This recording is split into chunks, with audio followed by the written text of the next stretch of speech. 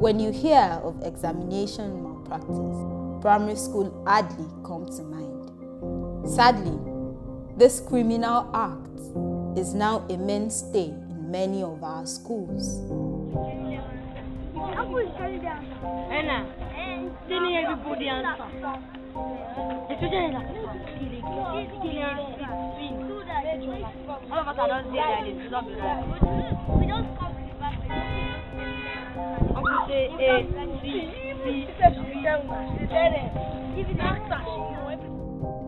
This act is an open secret amongst parents and teachers.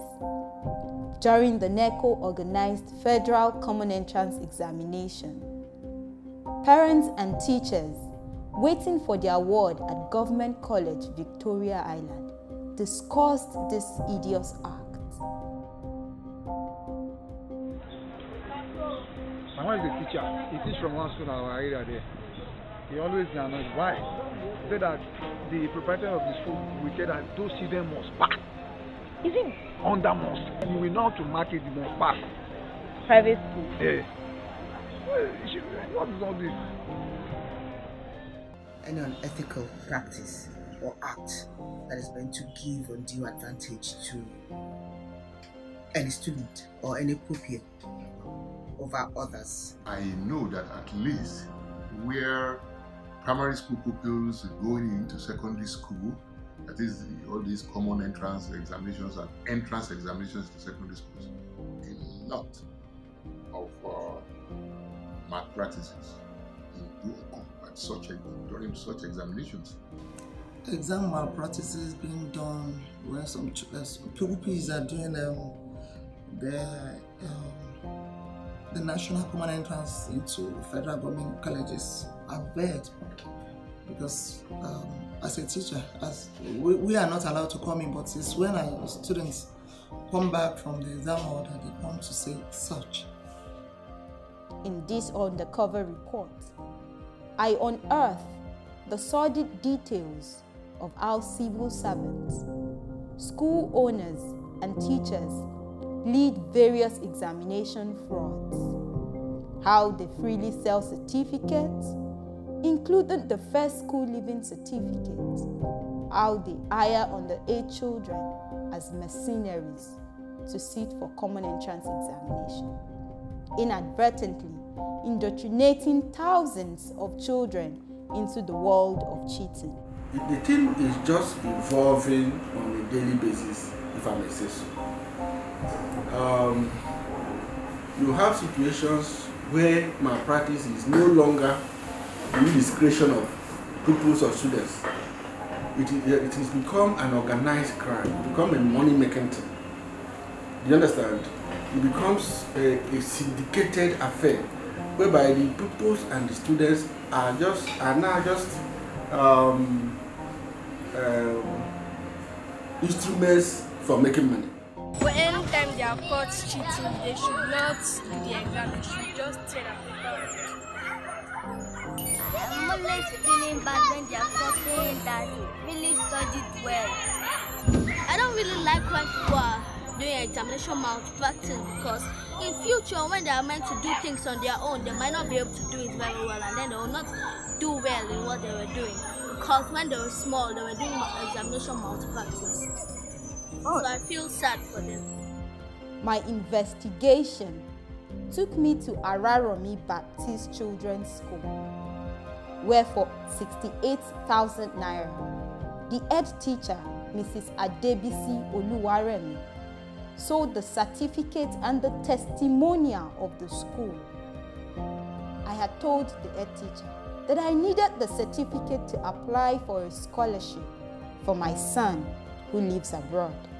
It was an easy buy, just the way you walk into a supermarket and pick an item off the shelf.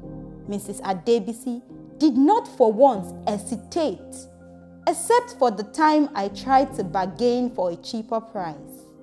So, how will I share payment?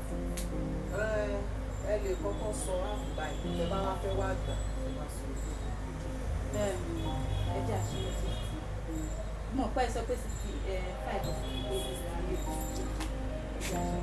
recording. Go that ever feel if we need to tell about the loss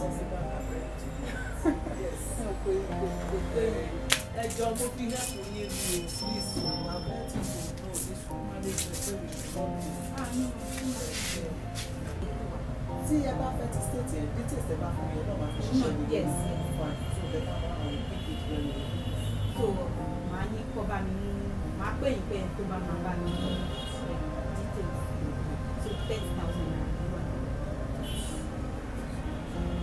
So once we bring the details, we'll be able to collect. Thank you very much. Mrs. Adebisi is not the only educator breaching the trust reposed in her. Several other teachers and ed teachers freely indulge in different forms of examination fraud. Segun Olatunji, the proprietor of Honeyview Primary School, took a sum of 120,000 naira to issue testimonial and arrange another child who impersonated my supposed nephew, who was registered in a school for the Lagos State Common Entrance Examination. When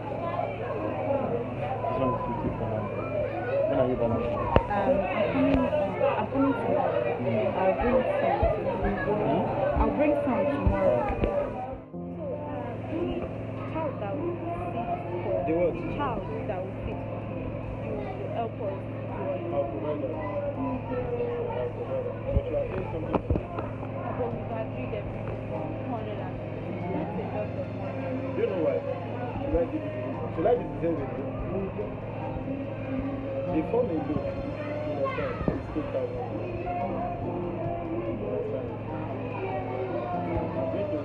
Where you boy will settle them for another case. Help me now. I'm expecting one person. I understand. If I want to do something, I'll just say this is what I'll do it. He hired his own nephew, 13-year-old Samuel Olatunji, to do the job.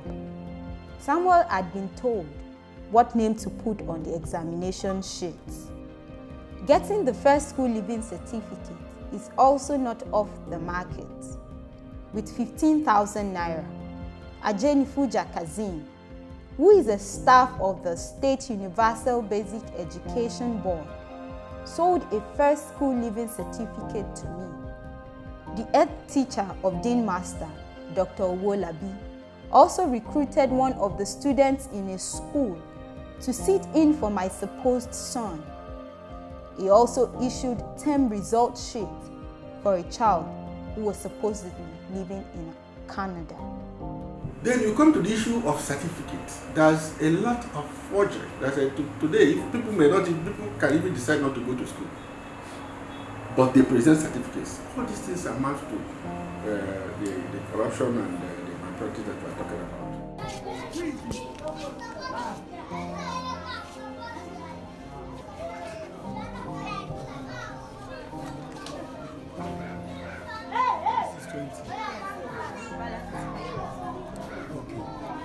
So, the balance will not be for the exam. You will balance the exam. You can balance other things later. The balance is not for the exam, it's for other things. For the exam, we can't pay it twice. The exam has to be. So give me another 1 hour 30 minutes. I'll call you. Please flash me. Mom is busy. I'll tell my sister. And after that, I'll keep reading it. And I'll try to remember very well, so that in exam I'll pass well. Children who cheat after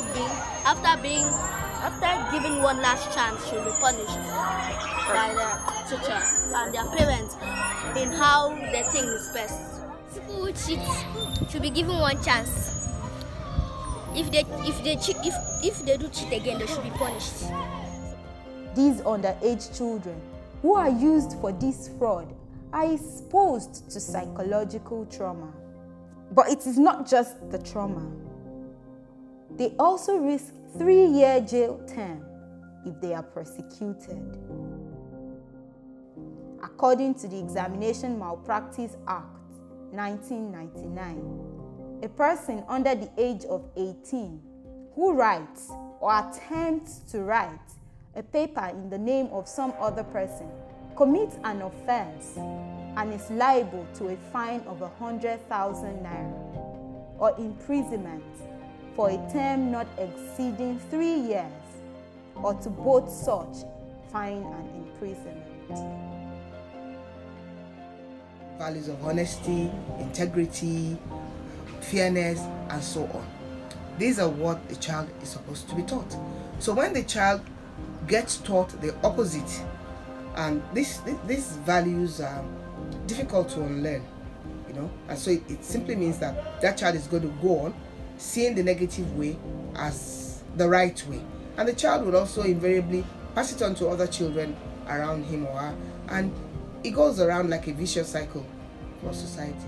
The thing is, you tell your child, don't steal, don't lie, all those kind of things, but they see you doing it. Not just see you doing it, you are even teaching them, doing it for them. So, what they are doing is, they are learning that there are no laws, there are no rules. Even if they are there, they are not meant to be obeyed as long as their own is satisfied. 2D, 3B, 4C, 5B, 6D, 7A.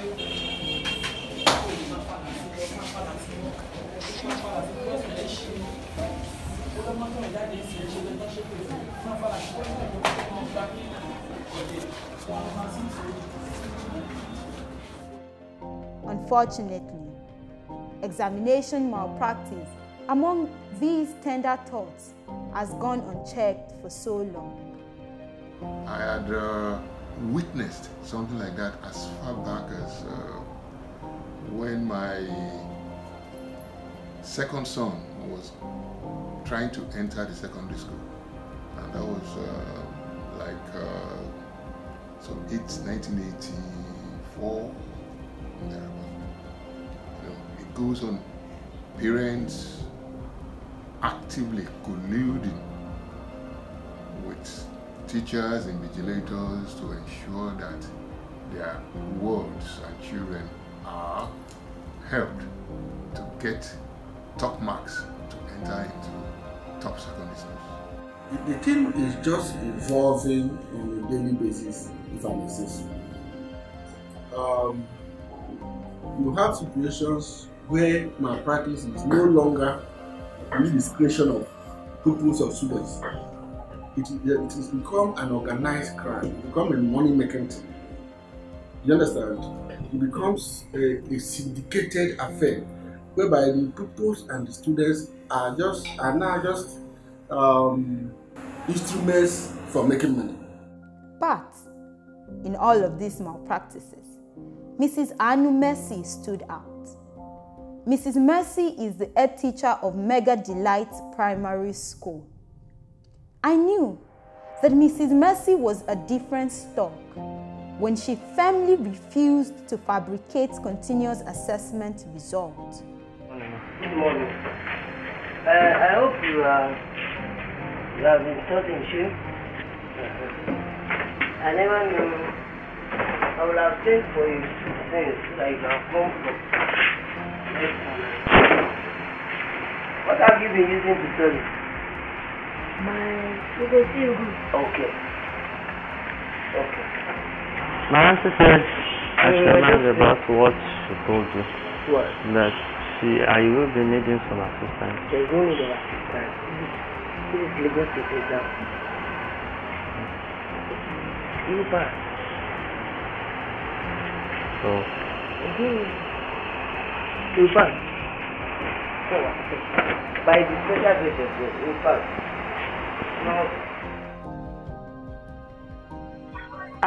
However, I was going to ask if it's possible to have some assistance for him during the exam. Assistance as in? Just someone. You can make it. Don't worry about that. You make it.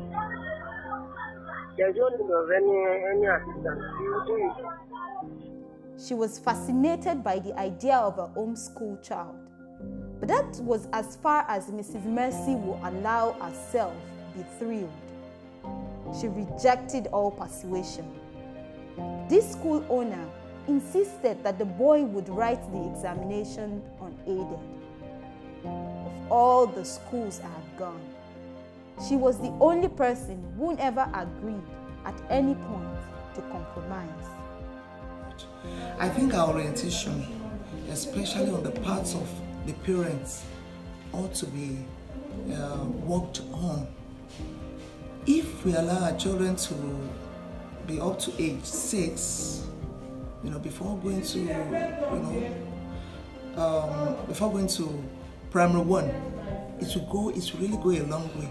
So the problem with most of our private schools is that, number 1, the parents will falsify the age of the child. Number 2, the proprietors, the schools will be using basic 1 for basic 2 for primary 1, something that is above the knowledge of the children. This is the reality.